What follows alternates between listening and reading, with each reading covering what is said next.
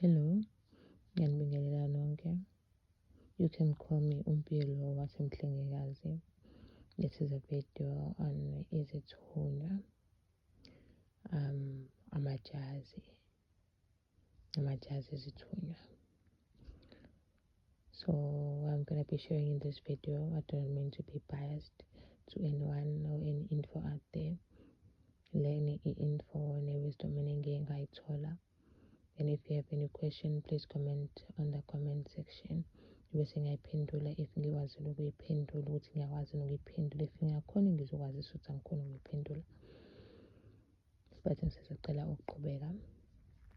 So izithunywa imimoya, izithunywa kahle from indulo nje zimbili izithunywa. Khona izithunywa esi-universal, and then we have isithunywa, which is an ancestor, a spirit that once lived physically before, and the universal izithunywa zikaMpelinqangi, umdali wezulu nomhlaba. So izithunywa zama-ancestors, how did they come about? So kahle back then endulo, especially thina abantu besintu, abantu besintu sisenza izinto zesintu nangendlela yesintu, sishisa impepho, opening up portals.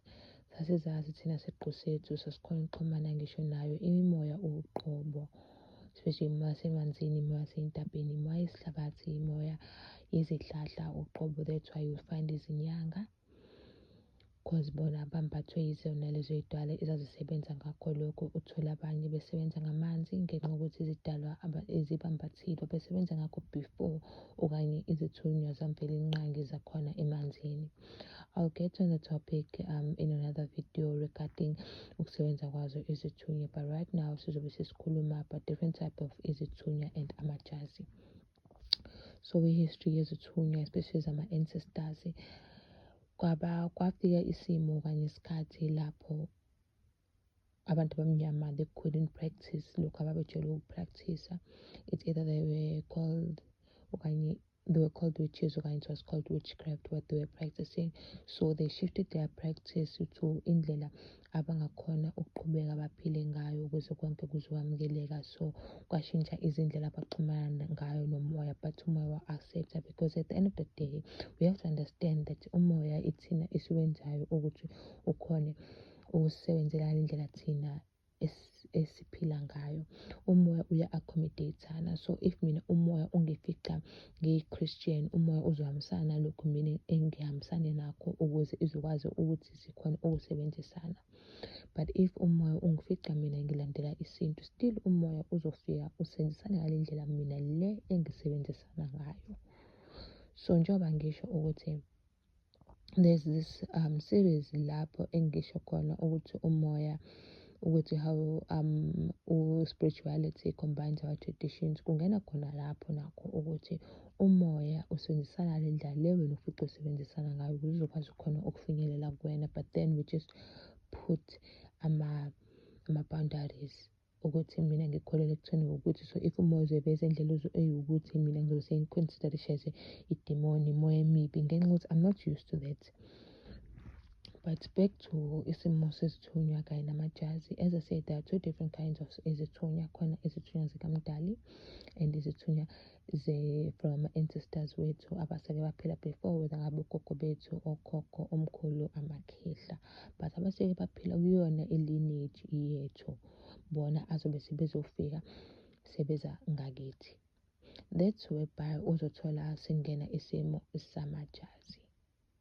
Amajazi, they represent mostly isithunywa, but they can also represent isimo sedlozi, depending on how umoya wakho oziveza ngayo kuwe, okanye oziletha ngawe kuwe.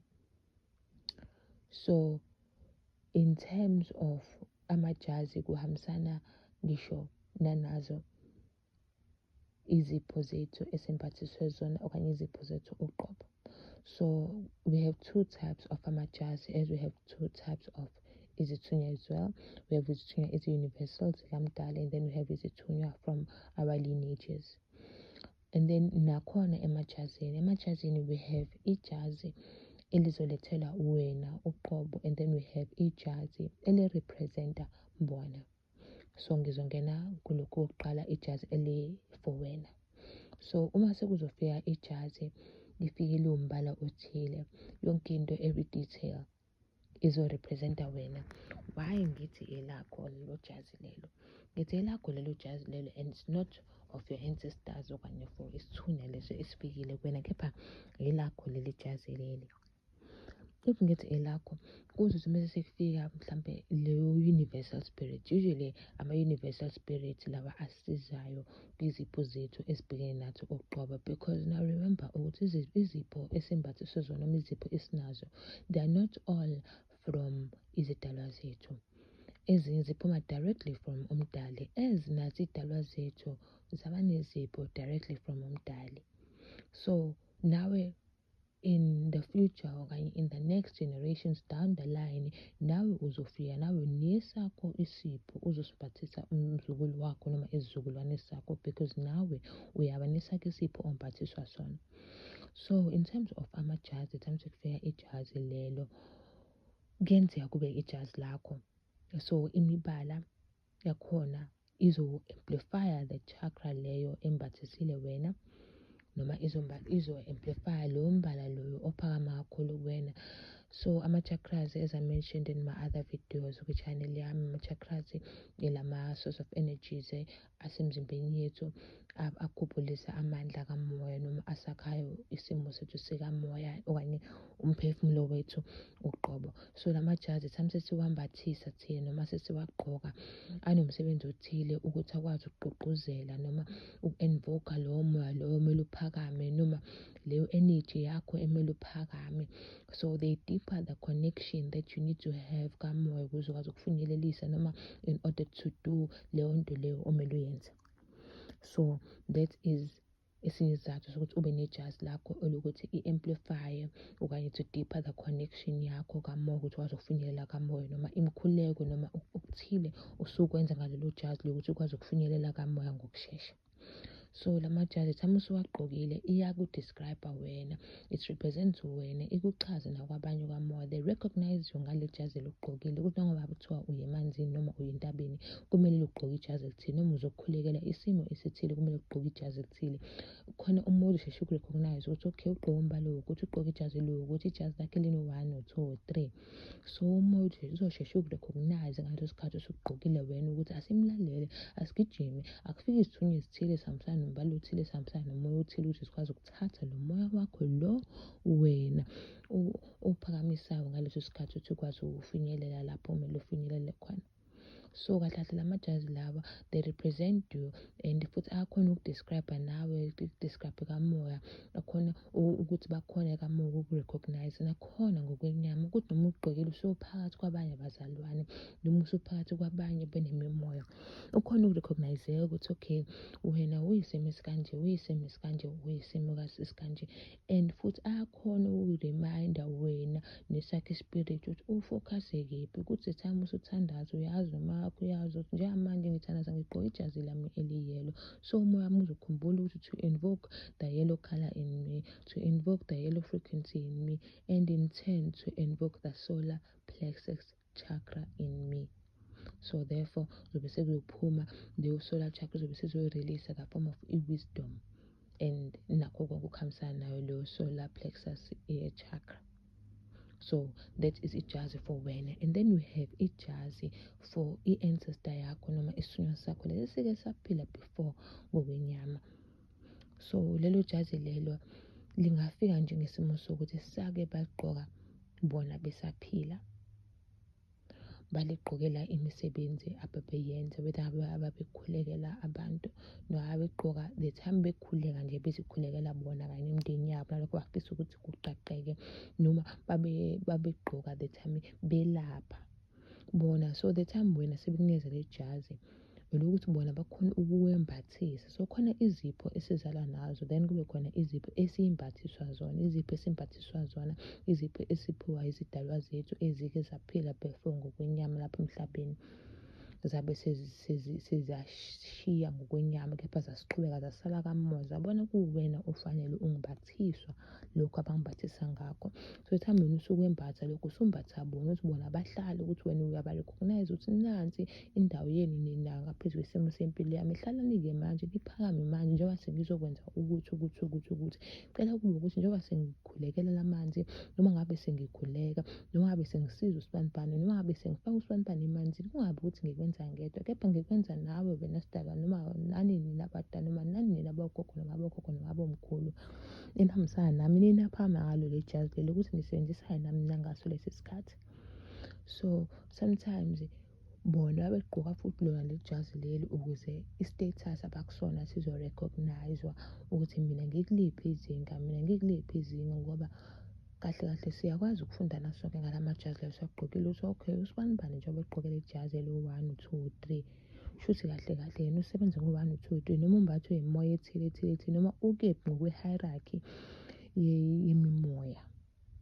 So that is for amajazi ezidalwa. So khona isipho sakho, kube khona isipho esembulelwa wena noma esambathiswa wena. Isipho sakho uzosithola straight from umdali, straight from ama-spiritual guides. That's why uzothola abanye benezingelosi zezulu uqobe ezibembethe, ngoba leso sipho lesiqondene nabo uqobe, kuyothi down the line wena usuka moya uzobe usuyawudlulisa lokhu manje akusaphumi kumdali uqobo. Yes, kona kuphuma umdali uqobo, but now not directly. Wena usuyakwenza umsebenzi omningi, wena suwukuthi wena ufundise yena lo olandelayo. That's why we get ama-self-initiate. Ama-self-initiate aqhamuka kanjalo ukuthi yes, zikhona iy'dalwa ezikhona bona ubafundise, cause now hhayi wonke umuntu udinga ukugobela. Ugobela lokuqala yena wafika kanjani ngoba ugobela lokuqala nawe walalela umoya ukuthi umoya uzokwazi umsiza. So I do not understand the reason why ama-self-initiate zocindezelwa kangaka, because nawe ugobela lokuqala waba yiyona i-self-initiate. Inkinga sesathanda ukucindezelana kakhulu ngokuphikisana kamoya nanokwazi ekubeni umoya singawucingi thina, singayinikezi isikhathi sokuthi siwubheke thina umoya, siwufune lapho ungakhona, kepha sizuza ekuthenini sizwe ngabanye abantu. Kahle kahle esikudingayo thina sidinga ekugobela umuntu ozositshela ukuthi senze, sidinga i-guidance. Sidinga i-guidance nangokwenyama, because it's very difficult ukuthi uthole i-guidance kamoya, because sometimes kuba khona lapho osala khona because inyama yethu ayihlezi iklinekile. Our physical body gets angazi kanjani, but inyama yethu inakho ukuphazamiseka ngazo zonke ngey'ndlela eziningi. Ungaphazamiseka ungaqondile ngokuphumela noma nokukhuluma noma nokuhlangana nosibanibani nikhulume nje kuphela inyama yakho sekwaba khona ukuphazamiseka kuyona. So khona ezinye izinto sometimes ugcine sifikelwa zona kamoya singakhoni ukuzifumana thina ngokwenyama, kepha umoya wethu kuyaxhumana nakho, wakuqonda lokho, kepha mese umoya wethu usumele ukubuyisa back the information. Umoya wethu usuwutholile kamoya, inyama yethu ifike isale ngenxa yokuthi inyama yethu ingcolile. So that's why uzoyidinga sometimes i-guidance here and there ukuthi ukwazi ukuxhumana kanye nayo nomoya wakho noku-understand-a, but hayi ukuthi ukutshele ukuthi enza u-1, enza u-2, ungakwenza u-1, ungakwenza u-2. Uthathaphi yena lokho? Because wena fanele uxhumane nezakho iy'dalwa ukuthi okay, ngiyawenza yini u-1, 2, ngiyawenza yini u-1, 2, ngiwenze yini u-1, 2, 3. You can only get i-guidance ngomoya, hhayi ukuthi manje usuyangena ngaphansi kagobela manje ukuthi ugobela akutshele ukuthi wenzeni 1, 2, 3, awukwazi ukwenza u-1, 2, wena umbethwe isidalwa esi-1, 2, 3. No, they can only give you i-guidance ukuthi ukwazi ukuxhumana kabanzi noma ukuxhumana deeper with umoya wakho. So I'm going to be doing a part 2 of this video. Angifuni ukuba mude kakhulu because ngivele ngizizwe engazi ukuthi mhlawumbe nizoboreka nishiye phana indawo evidiyo, kanti I really need you guys to get i-guidance regarding umoya ukuze nawe uzokwazi nawe ukuxhumana nezakho iy'dalwa to find your way forward, ukuthi into zakho zivuleke, ukuthi nawe uthole nje uphumula, because yebo uphumula kamoya, uphumula kwenyama, ukuqaqeka kwezinto zakho. So please like, share and subscribe. Thank you.